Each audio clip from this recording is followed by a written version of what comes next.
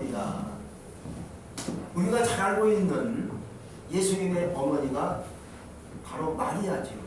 육신의 어머니로 우리는 성경은 우리에게 말씀해 주고 있습니다. 근데 마리아는 두 가지 의미가 있어요. 하나는 마리아는 원래 이름 자체가 신약성경 기록했던 헬라어로 불려지는 이름이 마리아입니다. 그 이름은 아름답다라는 뜻을 갖고 있어요. 근데 또 이 마리아라는 이름이 히브리어로 넘어가면 이름이 달라집니다. 마라로 읽혀지고 불려지게 됩니다. 이 마라는 무슨 뜻을 갖고 있겠습니까? 쓴물을 얘기하는 겁니다. 그래서 한 가지는 아름답다. 그리고 히브리어로 마리아가 마라지요.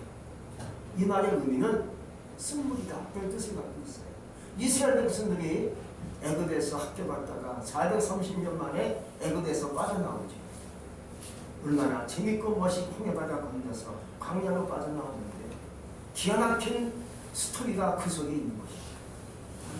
근데 수국강요로 들어오면서 3일길을 걸어갔지만 이제 물이 다 떨어졌어요. 애굽에 나올 때 물을 다 짊어지고 가죽불에 짊어지고 나왔죠. 근데 물을 먹다 보니까 다 물이 폭난 거예요. 아이들도 물 먹고 짐승도 물 먹여야 살지 않겠습니까? 어른도 물을 먹어야 살 수 있지 않겠습니까? 근데 물이 다 바닥났어요. 물을 찾고자 했었지만 물을 얻지 못하는데 마침 마라라는 지역에 가보니까 그곳에 물이 있는 거예요. 야, 물이다. 행복한 비명이 소리치면서 나오는 거지. 그때 물을 마시러 들어갔는데 물을 마시는데 소리를 지르면서 경악의 소리가 올려지는 겁니다. 어떤 물입니까? 물이 써서 못 먹는 겁니다. 썩은 물이 거기에 있었던 것이죠. 먹을 수 없는 거지요. 물을 먹다가 다 뱉고 토하고 난리 났습니다. 그래서 이 마라는 쓴물을 얘기합니다. 여러분, 예수님이 없는 세상은, 예수님이 없는 삶은 마라같이 쓴 인생을 살 수밖에 없다는 거예요. 여러분, 예수님이 없다는 것은 아주 정말 피곤하고 지치고 마라같이 인생에 쓸 수밖에 없어요. 인생이 괴로운 겁니다. 인생이 고단한 겁니다. 인생이 피곤한 겁니다. 인생이 실패할 수밖에 없는 것이죠. 인생이 넘어질 수밖에 없는 것이 마라같이 스물 같은 인생이 되고 하는 겁니다. 이것이 예수가 없는 삶을 얘기하는 겁니다. 그러나 예수님을 품었던 마리아는 그 삶 자체가 아름답고 행복한 삶을 살 수 있었다는 거예요. 그래서 많은 사람들이, 여인들이 마리아 이름을 좋아하니까 이름을 마리아로 이름을 지어서 살기를 원하는 거죠. 지금도 유대인과 이스라엘 나라는요, 마리아의 이름이 굉장히 많이 있어요. 왜? 이름 자체가 아름다운 거니까. 그러나 예수가 없는 삶, 마라같이 쓴물로 살 수밖에 없지만 예수님을 가슴에 품고 살면 마리아처럼 아름답게 행복하게 살 수 있다는 얘기예요. 여러분들이 오늘날까지 살아왔지만 예수님을 가슴속에 품고 살 수 있는 2023년도 될 수 있기를 주의 이름으로 축복합니다. 오늘 말씀은 우리가 너무나 잘 알고 있는 요셉에 관한 얘기가 실려져 있어요. 마치 드라마처럼 곳곳마다 흥미진진한 이야기가 가득 차 있는 것이 요셉에 관한 얘기죠. 어느 날 요셉은 꿈에도 원치 않는 일이 자신에게 들이닥칩니다. 형님들이 늘 시기하고 질투하고 있었어요. 왜? 아버지 야곱이 요셉을 많이 총애합니다. 그러다가 요셉이 꿈을 꿔요. 꿈을 꿨는데 그 꿈이 공교롭게도 형님들이 자신한테, 본인한테 적을 하는 꿈을 꿉니다. 더 형님들이 요셉을 미워할 수밖에 없는 것이지. 야, 요셉아, 우리가 너한테 절한다는 거 아니냐? 전 모르겠어요. 그냥 그런 꿈을 꿨을 뿐이죠. 웃기는구나. 부모님도 너에게 절하는 거냐? 모르겠어요. 저는 그런 꿈을 꿨을 뿐이에요. 이러한 형님들이 시기와 질투가 폭발하다 보니까 요셉을 애고에 팔아먹는 일이 생기게 될 수밖에 없는 거예요. 그러면서 그때부터 요셉은 원치 않는 마라같이 스물 같은 삶이 되고 맙니다. 그렇게 사랑받고 아름답게 성장했던 요셉이 애굽으로 노예로 풀려가는 진세가 됐다는 것은 마치 인생이 마라같이 스물이 되고 말았다는 얘기예요. 그런데 신기하게요, 요셉은 이 마라같은 스물 같은 인생을 사는 시작이 되었지만 거기서 형통하는 겁니다. 어찌 거기서 형통할 수 있겠습니까? 첫째로 요셉은 노예 사이에서 형통합니다. 형님들의 시기와 질투로 인해서 팔려간 곳은 이집트의 어느 시위대장의 집이었습니다. 마침 시위대장 이 장군, 이 사람이 노예 시장에 이렇게 가봤다가 보니까 어느 그 노예가 눈에 띄는 거예요. 그게 누굽니까? 요셉이에요. 요셉을 돈으로 사서 자기 집으로 끌어옵니다. 그때부터 그 집에서 노예 사이가 시작된 거예요. 참 참담하고 불행한 인생이 시작되게 된 것이죠. 근데 요셉은 노예 살이를 살았지만은 잘 감당하는 거예요. 꾀를 피우지도 않고 소리치지도 않고 고집 부리지도 않고 적응하며 잘 살면서 오히려 그 집에 유익함을 줘요. 그러니까 다른 노예들이 많이 있겠죠. 시대장 집이니까 노예가 얼마나 많겠어요. 밥하는 노예, 설거지 하는 노예, 집안 살림하는 노예, 뭐 장작 피는 노예, 물 빚는 노예 많겠죠. 근데 그 중에 요셉이 노예 다 부르는 거예요. 일도 잘하고 성실하고요, 말도 잘하고 아주 영특하게 일하니까 시대장 이 장군이 야, 너 오늘부터 우리 집에서 가정 총무로 일해라. 내가 너에게 나의 재산과 소유를 다 맡기겠다. 네가 관리하라. 파격적인 일을 제안한다. 이게 형통이 아니고 뭐겠습니까? 여러분, 어째 노예에게 자기의 재산과 소유를 다 맡길 수 있겠습니까? 놀라운 얘기죠. 이게 형통의 축복인 줄로 믿습니다. 여러분, 하나님이 나를 기뻐하시면, 나를 좋아하시고 나에게 뭔가 얘는 괜찮은 것 같아요. 아무개 성도는 믿을만해요. 그러면 나에게 하나님께서 귀한 거, 아름다운 거, 축복의 것을 맡기지 않겠습니까? 2023년도 여러분의 삶이 형통할 수 있기도 합니다. 하나님의 존귀하시고 아름다운 것이 맡겨지는 역사가 여러분의 삶 속에 오늘 임할 수 있기를 축복합니다. 두 번째는요, 감옥살이에서 형통합니다. 요셉에게 어느 날 큰 시험이 찾아와요. 사람은 살다 보면 시험도 있고 난관도 있어요. 고난도 많아요. 요셉에게 큰 시험이 찾아옵니다. 시대장 그 부인이 요셉이가 아가당에 생겼고 인물도 괜찮고 영특하게 일하고 꺽꺽하게 일하니까 마음에 드는 것 같아요. 자기 남편은 왕궁에서 일하다 보니까는 잘 집에 들어오지 못하고 이러다 보니까 이 여인이 요셉을 유혹하기 시작합니다. 그러나 요셉은 하나님을 생각함으로 그 분의 끈질긴 유혹을 이겨냅니다. 잘라냅니다. 물리칩니다. 근데 희한한 일이 여기도 있습니다. 여러분, 유혹도 이기고 시험을 이기면 오히려 상급이 주어진 것이 마땅하고만 오히려 요셉에게는 더 큰 고난이 찾아오게 됩니다. 더 나쁜 상황으로 가는 것을 볼 수가 있습니다. 이러한 것을 우리가 해석하면 참 모르겠다. 내가 열심히 살았고 시험도 이겼고 유혹도 이겼는데 왜 나에게 축복이 아니고 나에게 더 나쁜 상황이 왔을까? 해석이 안 되는 거예요. 도무지 이해할 수 없는 일이 나에게 오다 보니까 나도 모르게 원망이 터져요. 불평이 올 수가 있는 겁니다. 하나님 왜 이러십니까? 열심히 주님께 왔고 예배를 드렸고 기도하고 열심히 살아왔는데 내가 유혹도 이기고 시험도 이겼는데 왜 나에게 더 이런 상황이 왔습니까? 하나님 너무하십니다 라고 말할 수 있겠죠. 그러나 여기에 하나님의 기쁘신 뜻이 있다는 것을 여러분들이 깨닫기를 축복합니다. 우리가 그럴 때가 있어요. 우리가 이해 안 될 때가 있고 힘들 때가 있지만 그때는 하나님의 뜻이 있구나 생각하시고요. 하나님을 고백하시는 겁니다. 내가 힘들고 어려울 때 입에서 짜증나는 말, 힘든 날 남을 비난하고 남에게 욕하고 서운하다는 말을 하지 마시고요. 하나님의 그 믿음과 말씀을 마음속에 품고 하나님을 고백하시는 겁니다. 요셉은 하나님을 고백합니다. 창세기 39장 9절에서 이렇게 요셉은 하나님을 고백하는 것을 볼 수가 있죠.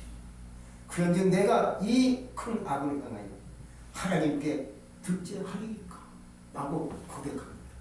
이게 이 고백하는 신앙이 유혹을 이길 수 있는 힘이 된 거예요. 얼마나 세상이 지금 무섭고 흉흉한지 알 수 없습니다. 이런 세상에 우리 살고 있는데 어찌 내가 이 유혹을 이길 수 있겠습니까? 내 힘으로 안 되지요. 내 지식으로 안 되지요. 내 힘으로 유혹을 이길 수 있겠습니까? 안 되잖아요. 질병도 있고 물질 어려움도 있고 누가 나를 피해서 욕하는 것 같고 그렇지 않습니까? 그럴 때는 하나님을 고백하는 겁니다. 말씀을 주신 하나님 말씀이 있지 않습니까? 그 말씀을 붙잡고 힘들고 어렵고 괴로울 때마다 하나님을 고백하는 자가 되시기를 축복합니다. 요셉이 그 고백을 하니까 시험을 다 이기고 넘어가는 겁니다.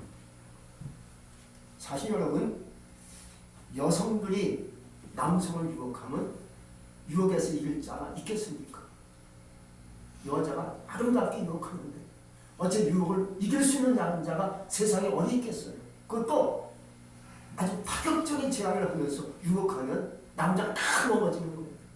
오늘 이 시위대장의 부인은요, 지위가 있어요. 남편이 왕국에서 일맞는 시위대장이에요. 재산도 있고 권력도 있고 명예도 있고 부러울 것이 없는 것이 있는 여자입니다. 이 여자가 요셉을 그냥 유혹했겠습니까? 너가 내 말을 들으면 너의 살이 끝날 수 있어.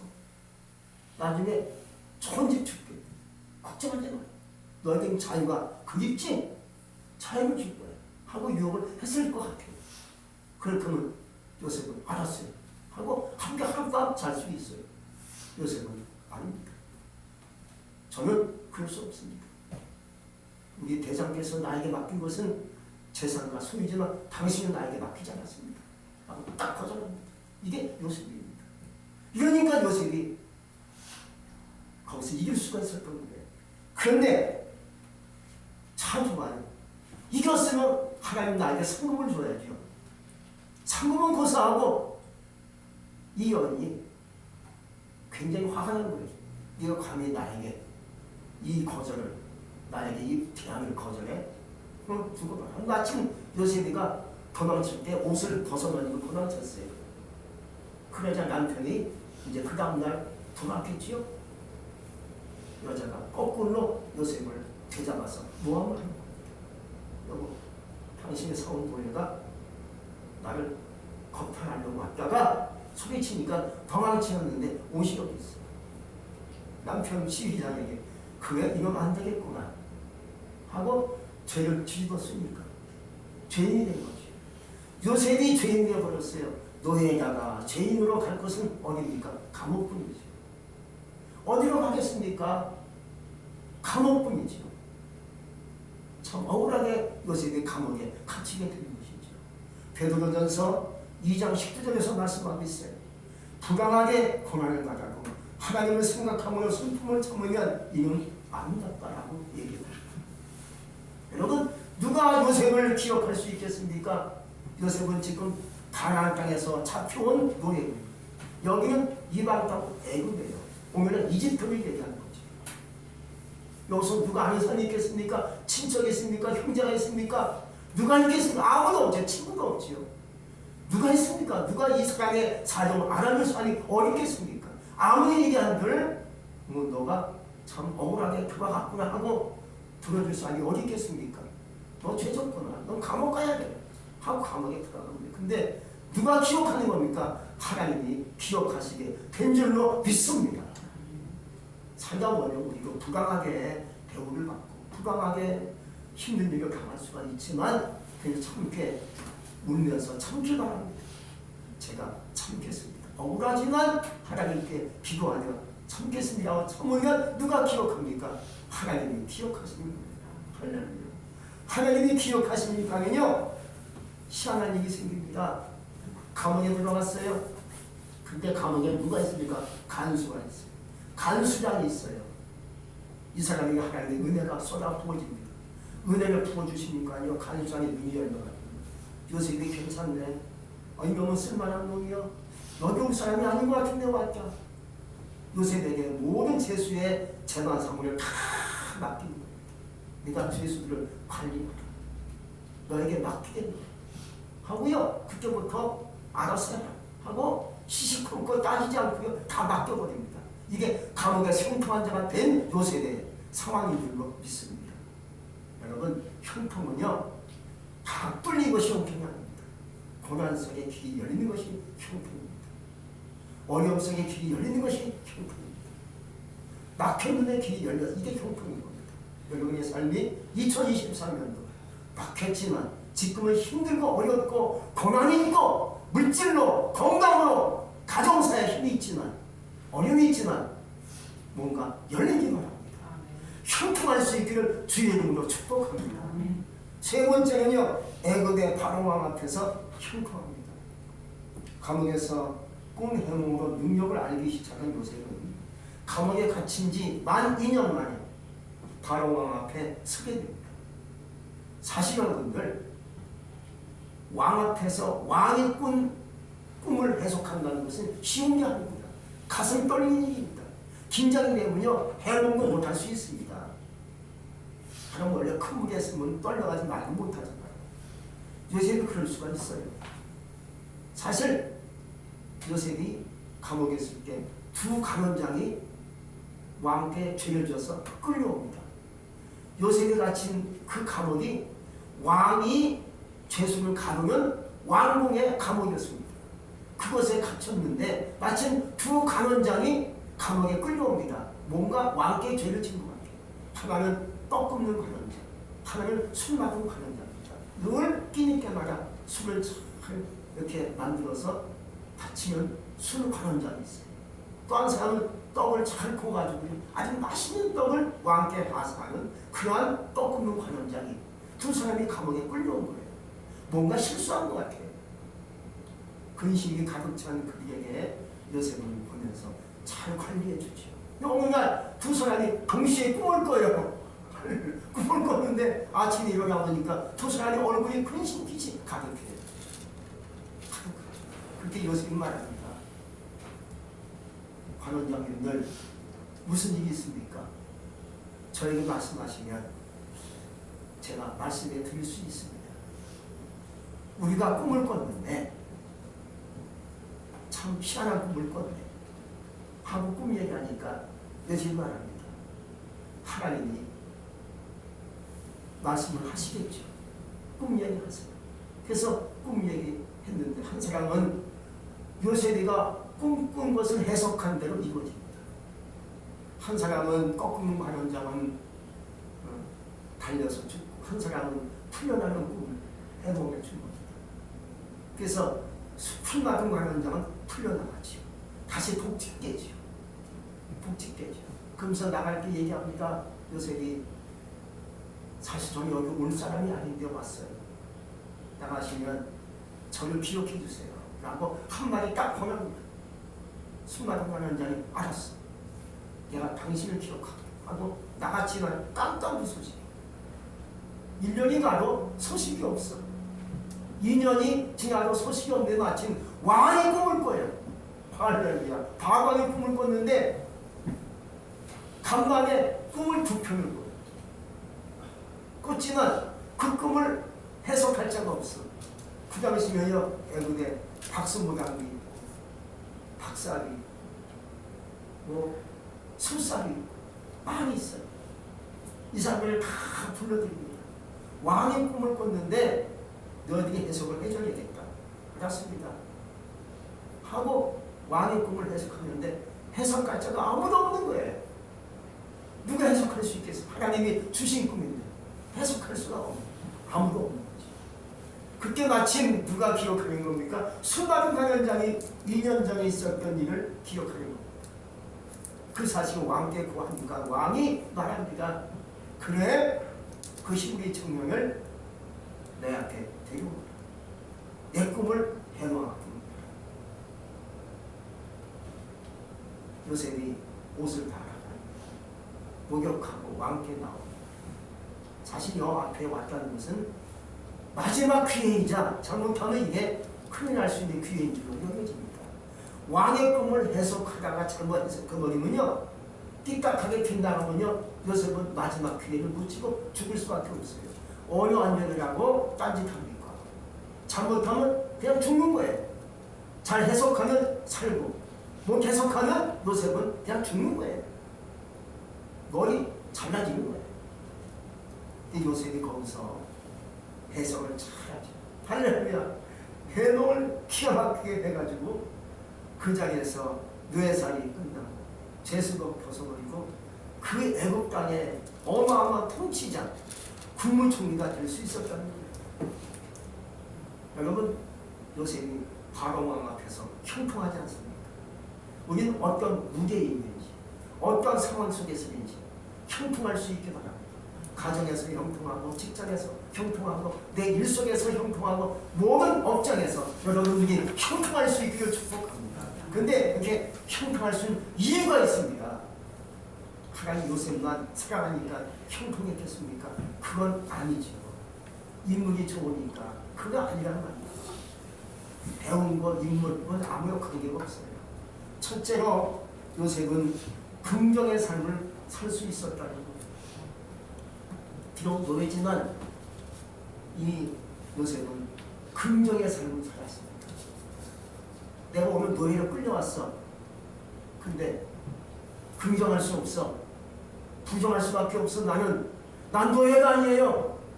우리 집은 가난에 있어요. 우리 부모님이 있어요. 형님들도 있어요. 저 억울하게 끌려온 거예요. 하고 소리칠 수 있는 것이 부정의 삶이죠. 근데 요셉은 긍정입니다. 그래, 난 노예구나. 노예로 살아야지.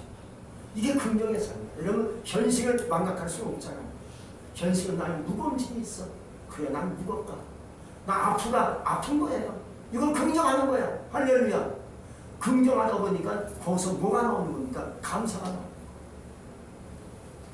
긍정하지 못하고요, 발버둥치면요, 원망 불평 할 수 없이 수많은 여러 가지 고통이 내게서 올라오는 겁니다. 그러나 하나님, 내가 이렇게 뒤로 거기서 살고 있지만 열심히 살아볼게요. 돈도 없고 병약도 있고 질병도 있고 힘들지만 열심히 내가 살겠습니다 하고 내 삶을 긍정하며 사는 거야. 오늘 노예가, 이 요셉의 노예는 긍정하며 사는 겁니다. 비록 노예지만 내 삶을 그대로 긍정하며 열심히 사는 거야. 자유가 없지만 마음은 자유가 있어. 생각은 자유가 있어. 우리의 영혼은 자유가 있어. 할렐루야. 그렇게 사는 것이 요셉의 삶이었다. 요한복음 8장 32절에서 말씀하십니다. 진리를 알지는 진리가 너희를 자유롭게 하리라고 했습니다. 여러분의 삶이 어떤 삶을 살는지 원망하지 마시고요, 그대로 적응하며 긍정하며 살기 바랍니다. 내 나이가 어때서 할렐루야 감사하며 살기 바랍니다. 조금 아파도 아플 수 있지. 나이가 먹었으니까 아프지 하고 열심히 감사하며 살면 아픔도 이길 수가 있고요, 슬픔도 이길 수가 있고요, 역경도 이길 수가 있는 것인데 자꾸 내가 왜 이러지? 이렇게 살면 안 되는데 하고 원망하면요, 내 인생만 힘들어질 수밖에 없어요. 요셉이 그렇게 긍정하며 살 수 있었다는 거죠. 두 번째는요, 원장에 하나님을 앞세웠습니다. 이게 참 기가 막힌 시간이 아니겠습니까? 자기가 앞세우지 않았습니다. 그가 노예살을 할 때도 하나님을 생각하며 일하, 감옥에 들어가서 하나님을 앞세웁니다. 꿈을 해석할 때도 해석은 하나님께 있다라고 40장 8절에서 말씀하고 있습니다. 해석은 하나님께 있습니다. 요셉은 영특합니다. 지혜가 임했습니다. 하나님의 총기가 임했지만은 그 내게 아니라 하나님 거죠. 그래서 해석은 누구한테 있다고요? 하나님께 있습니다라고 고백합니다. 항상 언제든지 하나님을 앞세우는 겁니다. 더 나가서 바로왕 앞에 서서 바로의 왕의 꿈을 해석할 때도 하나님이 바로에게 평안한 대답을 하시리라 라고 41장 16절에서 그가 말씀합니다. 제가 합니다. 할 수 있을 일이 아닙니다. 하나님이 좋은 대답을 하실 겁니다. 항상 하나님을 앞세웁니다. 여러분, 내가 여기까지 오고 하나님의 은혜를 고백할 수 있기 바랍니다. 내가 한 것이 아니라는 것이죠. 주님이 한 것이라는 것이죠. 내가 잘나서, 내가 건강하니까, 내가 똑똑하니까 된 게 아니라 다 모든 것이 하나님의 은혜라는 거죠. 하나님이 하셨어요. 여기까지 주님께서 나를 이끌어 주셨어요. 항상 언제든지 하나님을 앞세우고 하나님을 먼저 가시게끔 하시기를 주의 이름으로 축복합니다. 또 세 번째는요, 꿈을 포기하지 않았습니다. 참 꿈은 좋은 거죠. 꿈이 없다면 살 시간이 없지요. 나이가 있든 나이가 많든 여자든 남자든 할 것 없이 꿈은 참 귀한 것입니다. 내가 오늘 살자 오늘 죽어도 꿈이 있어야 내 인생이 행복할 수가 있고 뭔가 미래가 있고 내 마음에 어떤 그 마음에 큰 기쁨이 있을 수가 있는 거예요. 요셉은 꿈을 가졌습니다. 꿈을 가졌지만 꿈을 늘 간직합니다. 뇌살인 할 때도 꿈을 간직합니다. 감옥에 들어가서도 내 인생 끝났다. 이제 죽어야지. 이게 요셉의 삶이 아니었습니다. 감옥에 들어가도 꿈을 갖고 들어갑니다. 꿈을 간직합니다. 꿈이 이루어지겠지. 할렐루야. 이게 요셉의 꿈의 삶이었다는 거죠. 여러분들도 오늘 꿈을 꾸시기 바랍니다. 어제 꿈을 갖고 오늘까지 왔습니까? 계속 그 꿈을 가지고 내일도 가시기를 주의 이름으로 축복합니다. 또 네 번째, 악을 성으로 바꾸었습니다. 오늘날은 보복성이 많은 그런 시대입니다. 정치적인 보복이 있어요. 그리고 치정에 얽힌 보복도 있어요. 그리고 물질에 얽힌 보복이 다양합니다. 툭하면 보복입니다. 너 죽이고 말고. 요셉에게 있어서 원수가 누굽니까? 원수가 자기 형님들입니다. 형님들이 자기를 팔아먹었잖아요. 노예로, 애굽으로. 그게 형님들이 자기에게 아주 철천지 원수가 아니겠습니까? 그리고 그 시위대장과 그의 부인이 원수지. 네 번째는요, 자기의 꿈의 해몽으로 풀려나갔던 그 술마통 관원장이 원수 같은 존재죠. 너 이럴 수가 있느냐? 나를 잊을 수밖에 없냐? 너 그럴 수 없지? 하고 앙심 먹을 수 있지. 그래, 두고 보자. 반드시 갚아줄 것이다. 나는 때를 기다린다. 너 두고 보자. 하고 앙심 먹을 수 있는 것이 인간적인 본래 모습이죠. 요셉은 그냥 앙심 먹지 않았습니다. 악을 성으로 바꾸는 자가 누굽니까? 요셉이라는 것이죠. 창세기 50장 19절과 20절에서 이렇게 말씀하고 있어요. 요셉이 그들에게 이르되 두려워 마소서. 내가 하나님을 대신하리로까. 당신들은 나를 해하리하였으나 하나님은 그것을 성으로 바꾸사 오늘과 같이 만민의 생명을 구원하게 하시려 하셨나니 라고 얘기합니다. 또 45장에서는요, 요셉은 양식을 사온 형님들에게 자신을 밝히면서 이렇게 말합니다.